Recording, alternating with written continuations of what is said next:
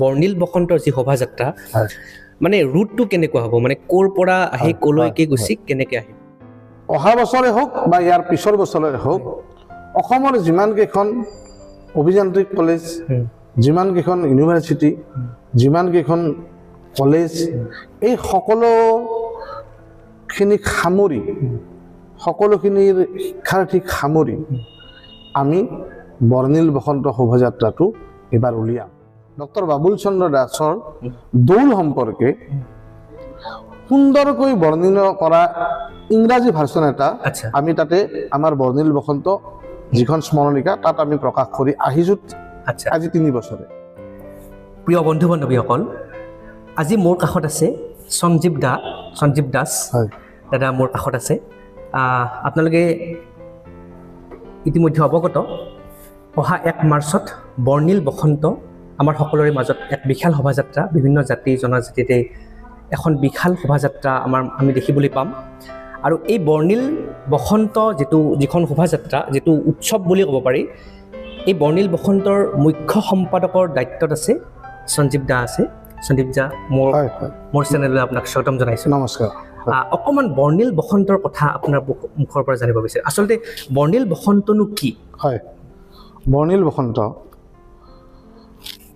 বসন্ত মূলতে হৈছে যে হোলী গীতৰ প্ৰচাৰ আৰু প্ৰসাৰৰ উদ্দেশ্যে সাংস্কৃতিক মঞ্চ বৰপেটাৰ এক অনন্য প্ৰচেষ্টা যে বিভিন্ন জাতি জনগোষ্ঠীক সামৰি এই হোলী গীতৰ যি এক সমাহাৰেৰে এক বৰ্ণিল বসন্ত নামৰ শোভাযাত্ৰা আয়োজন কৰা হয় তাকে বৰ্ণিল বসন্ত বুলি কোৱা হয় আচলতে এই বৰ্ণিল বসন্ত এই যি মহা শোভাযাত্ৰা এই শোভাযাত্ৰাটোৰ মূল উদ্দেশ্য হ'ল যে আমাৰ যিটো প্ৰাণৰ হোলী উৎসৱ দৌল উৎসৱ এই দৌল উৎসৱৰ লগত যিবোৰ কৃষ্ণ ভক্তিৰ গীত আমি গাওঁ বা সকলোৱে প্ৰাণ ভৰি গায় আৰু এই হোলীৰ গীতৰ মাজেৰে কৃষ্ণ ভক্তিৰ যিটো ৰস আমি সকলোৱে পান কৰি দৌল উৎসৱৰ শেষৰ দিনা অৰ্থাৎ ফাকুৱা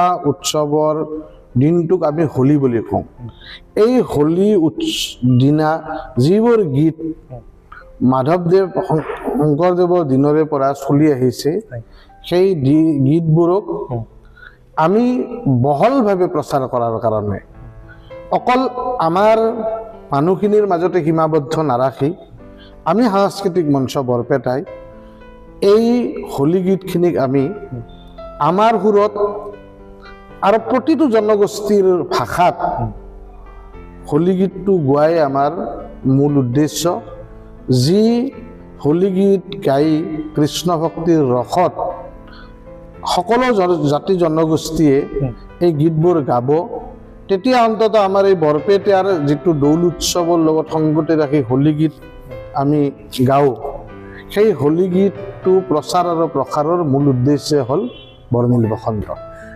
এইবেলি বৰ্ণিল বসন্তত কিমানটা দল অংশগ্ৰহণ মানে খুব ভাল লগা কথা প্ৰথম বৰ্ষত আমাৰ এই বৰ্ণিল বসন্ত শোভাযাত্ৰাখনত 45টাতকৈ অধিক 48টা দলে অংশগ্ৰহণ কৰিছিল য'ত বড়ো ভাই ভনীৰ দল মিচিং গাভৰু জনগোষ্ঠীৰ দল তাৰে ওপৰণি বিহাৰী নেপালী মাৰোৱাৰী আদিকে কৰি অসমৰ বিভিন্ন জনগোষ্ঠীৰ লোকে আমাৰ প্ৰথম বৰ্ষত এই অনুষ্ঠানটোত যোগদান কৰিছিল তাৰ পিছৰ বৰ্ষত আকৌ ভাল লগা কথা যে সাংস্কৃতিক মঞ্চই এইবাৰ অসমতে সীমাবদ্ধ নাথাকি অসমৰ বাহিৰলৈ অৰ্থাৎ ভাৰতৰ উৰিষ্যা প্ৰদেশৰ পৰাও আমি এটা হোলী গীতৰ দল আমাৰ অসমলৈ আহিছিল এই বৰ্ণিল বসন্ত অনুষ্ঠানত অংশগ্ৰহণৰ বাবে তেওঁলোকৰ ভাষাত আমাৰ সুৰত প্ৰকৃতি পুৰুষ হোলী গীতটো গাই আমাক সুন্দৰভাৱে তেওঁলোকৰ সংস্কৃতিৰ জৰিয়তে আমাক আমাৰ হোলী গীতৰ প্ৰচাৰ আৰু প্ৰসাৰ কৰাৰ যিটো আমাৰ উদ্দেশ্য সেই উদ্দেশ্যটোত সফল কৰি থৈ গৈছে গতিকে যোৱাবাৰ আমি অসমৰ ভিতৰতে অতি দীঘলীয়া আৰু সকলোতকৈ মনোমোহা এটা শোভাযাত্ৰা আমি অসম বুক অফ ৰেকৰ্ডছত অন্তৰ্ভুক্ত কৰিবলৈ সক্ষম হৈছিলোঁ 80টা দলেৰে। আৰু এইবাৰ আপুনি সোধাৰ দৰে আমাৰ যিটো প্ৰশ্ন সুধিছে, এইবাৰ 80টাতকৈ অধিক দল হ'লহেঁতেন। পৰীক্ষা, আগন্তুক বিধানসভা নিৰ্বাচনৰ লগত সংগতি ৰাখি আজি হায়াৰ ছেকেণ্ডেৰী হওক, মেট্ৰিকে হওক, সকলো দিশতে পৰীক্ষাবোৰ আছে। সেইকাৰণে কিছু কিছু ক্ষেত্ৰত যদিও আমি দল পঢ়াত অকণমান জটি পৰিছে, তথাপি এইবাৰ আমি ৭২টা দলেৰে আমাৰ এই বিশাল শোভাযাত্ৰাখনি আমি ১ মাৰ্চত সকলো শুভাকাংক্ষী ৰাইজৰ সৈতে বৰপেটাৰ ৰাজপথত আমি খোজকাঢ়িম। এটা কথা আপোনাক সুধিবলগীয়া আছে।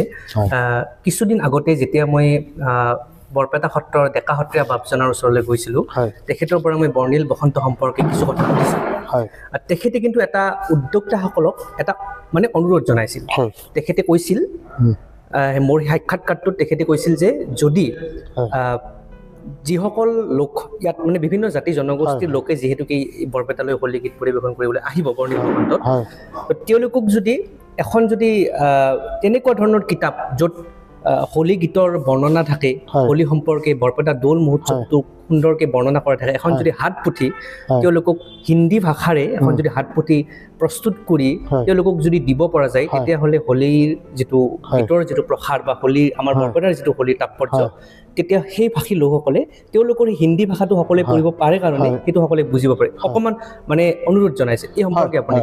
এইটো খুব ভাল আমাৰ মাননীয় গৌতম বা ডাঙৰীয়াই ডেকা সত্ৰীয়াই কৈছিলে, এইটো এটা খুব ভাল লগা কথা।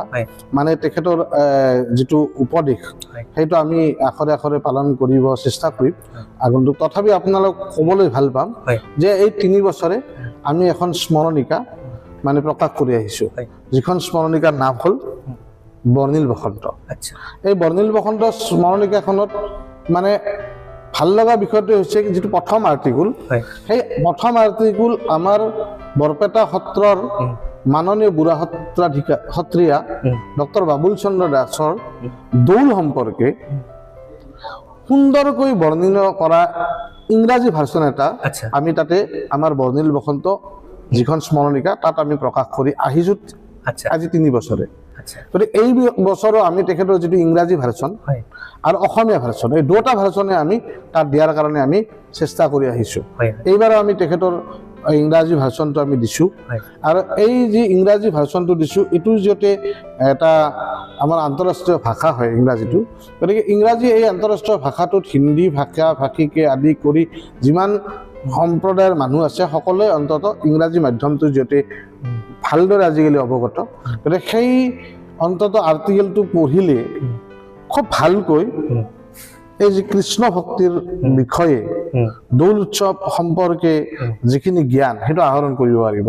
আৰু ভাল লগা কথা, এইবাৰ আমাৰ স্মৰণিকাখনত কৌশিক বুলি এজন ল'ৰা, খুব মানে মোৰ সৰু ল'ৰা, সিও এটা ইংৰাজী ভাৰ্চনত এটা দৌল সম্পৰ্কে খুব ভাল মানে লিখনি এটা এইবাৰ মানে আমাৰ বৰ্ণিল বসন্ত স্মৰণিকাত দিছে। গতিকে এই তেখেতে যিখিনি কথা কৈছিল ডেকা সত্ৰীয়াভাৱে, গতিকে সেইখিনি অন্ততঃ এইবাৰ প্ৰকাশ হ'ব আৰু অন্ততঃ মানুহে গম পাব।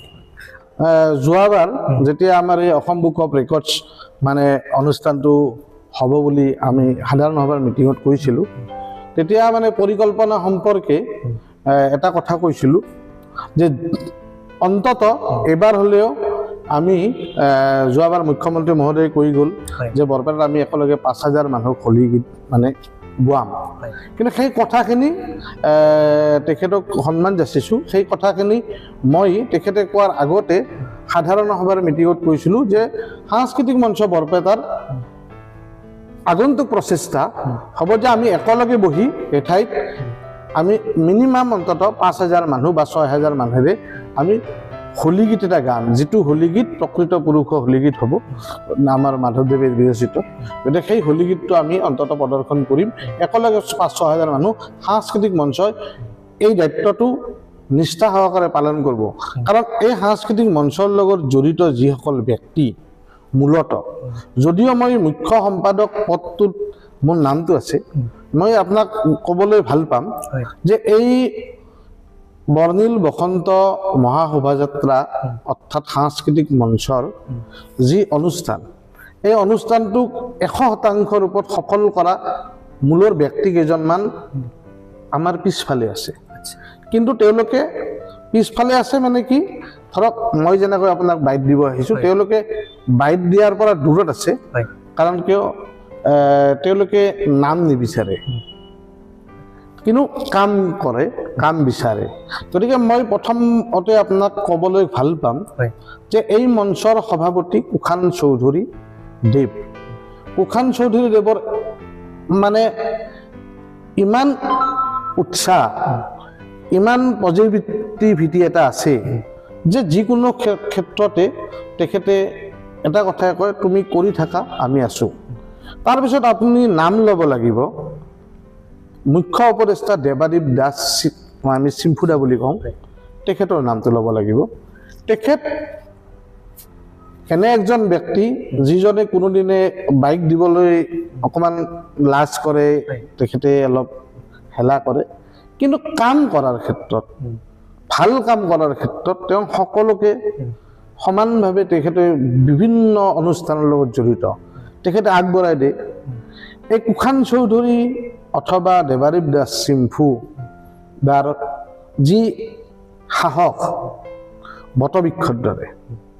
তাৰপিছত আকৌ মই যদি ক'ব লাগে প্ৰমথেশ দেউৰী, তেখেতে বিভিন্ন ৰূপত এই দলবিলাক অহাৰ ক্ষেত্ৰত, এই দলবিলাকক কেনেকৈ আনিব লাগে, কেনেকৈ ৰাখিব লাগে, এই যিখিনি ক্ষেত্ৰত, এই ক্ষেত্ৰখিনিত ইমান সাৱলীলভাৱে কাম কৰে, ইমান সহায় কৰে।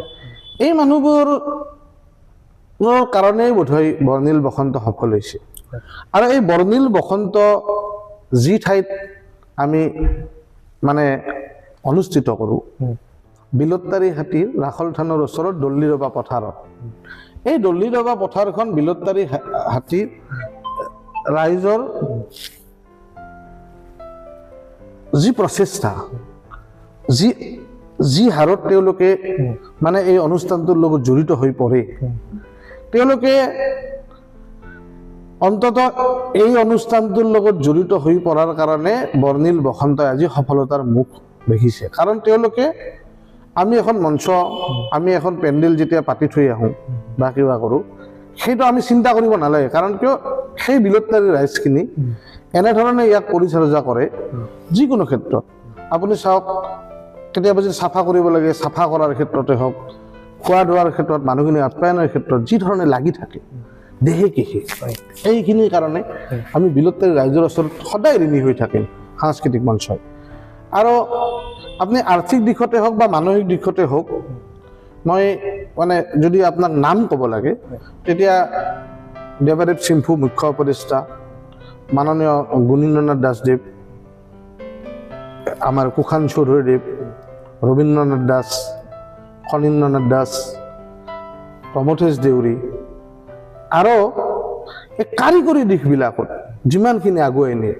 স্মৰণিকাখন আজি 3 বছৰে সম্পাদনা কৰি আছে মৃণাল পি জ্যোতি, খুব ভাল লেখে। মৃণাল পি জ্যোতি, হিমাংশু বিটি,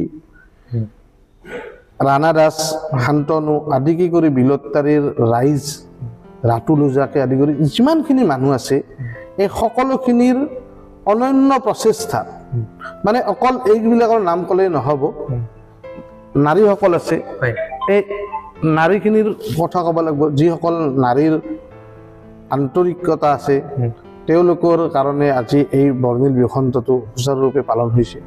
গতিকে মই আমাৰ সংবাদ মাধ্যমক কৈছোঁ, সংবাদ মাধ্যম, ইউটিউবাৰ, গতিকে এই সকলোখিনিয়ে যেনেধৰণে আমাৰ লগত সহযোগিতা কৰে, সাংস্কৃতিক মঞ্চই সেইটোৱে সফলতা, ইয়াত পৰা সফলতা নাই আৰু। গতিকে মানুহে প্ৰাণ ভৰি ভাল পায় সাংস্কৃতিক মঞ্চক। বৰ্ণিল বসন্ত নামটো সাংস্কৃতিক মঞ্চ বুলি আমাক নাজানে, বৰ্ণিল বসন্ত বুলি জানে। আচলতে বৰ্ণিল বসন্ত আমাৰ অনুষ্ঠানটো এৰ নাম, উদ্যোগটা সাংস্কৃতিক মঞ্চ হয়। গতিকে সাংস্কৃতিক মঞ্চ দীৰ্ঘায়ু হওক। ইয়াৰ মাজতে এটা কথা সুধিব বিচাৰিছোঁ, যোৱাবাৰ বৰ্ণিল বসন্তত মই যেতিয়া ভিডিঅ' বনাইছিলোঁ তেতিয়া এই ভিডিঅ'বোৰ ইউটিউবত এৰি দিয়াৰ পিছত অসমৰ বিভিন্ন ঠাইৰ মানুহে চাইছিলে। তাৰে ভিতৰত কটন কলেজৰ এজন ছাত্ৰী মোৰ লগত যোগাযোগ কৰিছিল যে বৰ্ণিল বসন্তটোৰ বিষয়ে জানিব বিচাৰিছিল, কাৰণ তেওঁলোকৰ ছেমিষ্টাৰ যিহেতুকে আজিকালি আছে তাতে কিছুমান প্ৰজেক্ট ছাবমিট কৰিব লাগে।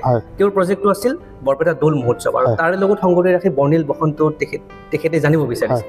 তেতিয়া মই মোৰ ভিডিঅ'টো তেখেতক দিছিলোঁ, তেখেতে সেই ভিডিঅ'টোৰ ওপৰত এটা মানে এখন প্ৰজেক্ট বনাইছিল আৰু তেনেকৈ তেখেতে মানে প্ৰজেক্টটো ছাবমিট কৰিছিল। কিন্তু মই আপোনাক সুধিব বিচাৰিছোঁ যে তেনেকুৱা কিবা পৰিকল্পনা আছে নেকি, যে এবাৰটো হৈয়ে গ'ল, অহাবাৰ তেনেকুৱা কিবা পৰিকল্পনা কৰিব নেকি, যে স্কুল কলেজবিলাকক অকণমান ইনভাইটেশ্যন দি পেলাই? এতিয়া প্ৰচেষ্টা আছে যে যুৱচামৰ মাজলৈ বৰ্ণিল বসন্তক উলিয়াই দিয়া আৰু যুৱচামক লৈ বৰ্ণিল বসন্তক আগুৱাই লৈ যোৱা। আমাৰ এটা প্ৰচেষ্টা আছে যে আমি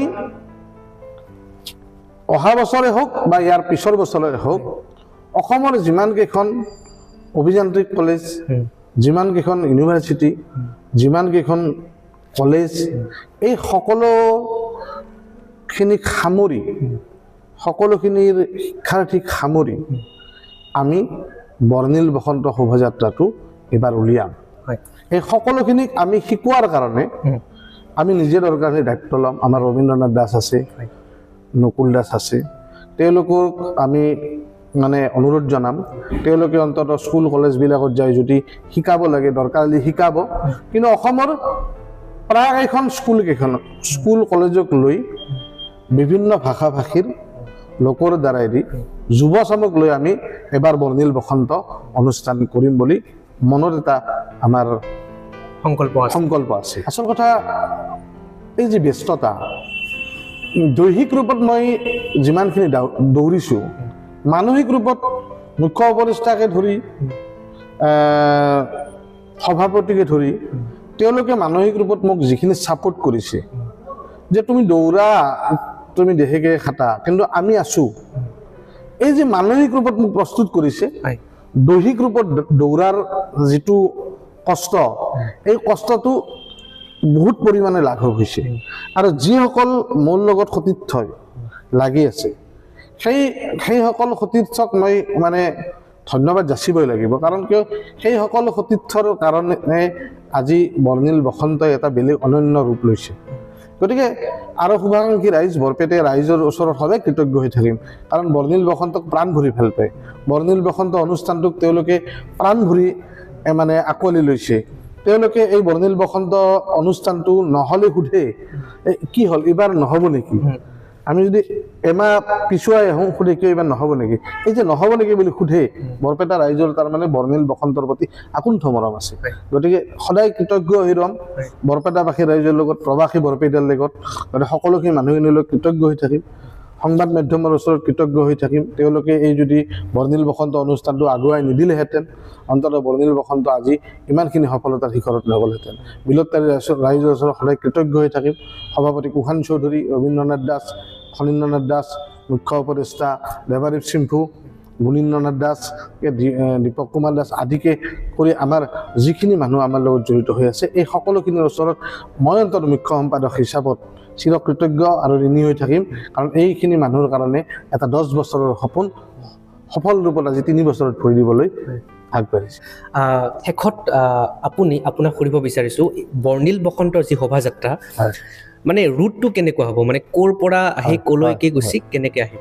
মানে বৰ্ণিল বসন্ত প্ৰথমবাৰতে মই মোৰ বন্ধু গোটেইখিনি বিলুপ্তাৰী হাতীৰ যিখিনি ল'ৰা সেইখিনি প্ৰায়খিনি মোৰ বন্ধুহে, আৰু যিখিনি জ্যেষ্ঠ সেইখিনি মোৰ ভাতৃসমূহ, দাদাসমূহ, সেই মানুহখিনিৰ কাৰণে আমি দল্লিডোবা পথাৰখন মানে আমি বাছনি কৰিছিলোঁ। আৰু সেই দল্লিডোবা পথাৰৰ পৰাই আমাৰ প্ৰথম আৰম্ভ হ'ব ৰাখল থানৰ ওচৰত যি দল্লিডোবা পথাৰ, তাৰ পৰা আমি আৰম্ভ হৈ আমি ফাটাহাতীৰে গৈ মাজুৰহাটী হৈ বৰপেটা সত্ৰ হৈ নহাটীৰে আমি গলীয়াহাটী হৈ আমি বৃন্দাবনহাটী হৈ কুমাৰহাটী চৌক হৈ চাৰিআলিৰ পৰা আমি ভেটেনাৰী চৌক হৈ আমি মছজিদ হৈ পাঁচালী চৌকৰ পৰা হনুমান মন্দিৰ হৈ ৰংঘৰ হৈ আমবাৰী হাতীৰে গৈ পালাংডিৰে আকৌ ললিডবা পথাৰতে আমাৰ এই অনুষ্ঠানৰ সামৰণি পৰিব। আৰু এটা ভাল লগা কথা আপোনালোকক কৈ থওঁ, এইখিনিতে আপোনাৰ চেনেলৰ জৰিয়তে অসমবাসী সকলোৱে গম পাওক। আমি যোৱা বছৰো 3টা বঁটা আমি দিবলৈ চেষ্টা কৰিছিলোঁ। এইবাৰো আমি 3টা বঁটা দিম। প্ৰয়াত অতুল গোস্বামী দেৱৰ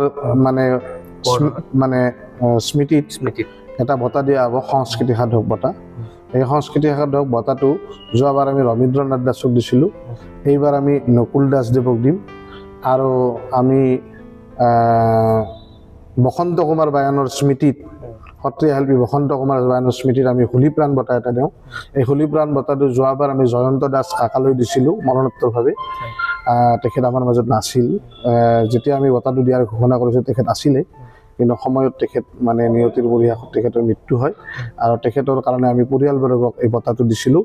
বসন্ত কুমাৰ বায়ানৰ স্মৃতিত এই হোলীপ্ৰাণ বঁটাটো এইবাৰ আমি প্ৰমথ ৰঞ্জন দাস কণ্টি, যিয়ে হোলীগীতৰ লগত হোলীগীতক এটা অনন্য মাত্ৰা দি গৈছে আবিৰৰ জৰিয়তে, এই আমি প্ৰমথ ৰঞ্জন দাস কণ্টিক দিম। আৰু 2টে আমি সাংস্কৃতিক মঞ্চৰ তৰফৰ পৰা আমি এটা বঁটা দিওঁ, সেই বঁটাটো আমাৰ মঞ্চৰ পৰাই দিয়া হয়, সত্ৰ সৌৰভ বঁটা। যাৰবাৰ আমি সত্ৰ সাধিকা বঁটা দিছিলোঁ সন্মানীয় শ্ৰদ্ধাৰ প্ৰয়াত ডালিম চন্দ্ৰ পাঠকৰ সহধৰ্মিনী কণিকা পাঠকক। এইবাৰ আমি এই বঁটাটো নামাকৰণটো সত্ৰ সৌৰভ কৰিছোঁ। যোৱাবাৰ সত্ৰ সাধিকা আছিল। এই সত্ৰ সৌৰভ বঁটাটো আমি বৰপেটা সত্ৰৰ লগত সেৱায়ত কামৰ লগত জড়িত হৈ থকা আমাৰ উজিৰদহাটী নিবাসী বিজয় বায়নলৈ আমি সত্ৰ সৌৰভ বঁটাটো আমি সাংস্কৃতিক মঞ্চৰ তৰফৰ পৰা দিম। গতিকে এই আপোনাৰ চেনেলৰ জৰিয়তে সমূহ অসমবাসী ৰাইজক, বৰপেটা ৰাইজক তথা অসমৰ বাহিৰত থকা আমাৰ বৰপেটাখিনিক মই আমন্ত্ৰণ জনাইছোঁ, অহা 1 মাৰ্চত আপোনালোকে আহক, বৰ্ণিল বসন্ত মহাশোভাযাত্ৰাত অংশ লওক। তাৰ আগদিনা অৰ্থাৎ 28 ফেব্ৰুৱাৰী তাৰিখে সন্ধিয়া 5 বজাত আমি বৰপেটাৰ আতচবাজী শিল্পী প্ৰয়াত নৰহৰি পাঠকৰ স্মৃতিত আমি গোপজিৎ পাঠকৰ উদ্যোগত আমি বৰ্ণিল বসন্ত মহাশোভাযাত্ৰাৰ আগদিনা অৰ্থাৎ 28 ফেব্ৰুৱাৰী শনিবাৰে অৰ্থাৎ অহাকালি আমি এটা আতচবাজী প্ৰদৰ্শনী অনুষ্ঠান ৰাখিছোঁ। আৰু তাতো আপোনালোকে আহক, সকলোকে শুভেচ্ছা জনাইছোঁ। আপোনালোকে আহি এই অনুষ্ঠানটো সফল কৰক। ধন্যবাদ জ্ঞাপন কৰিছোঁ।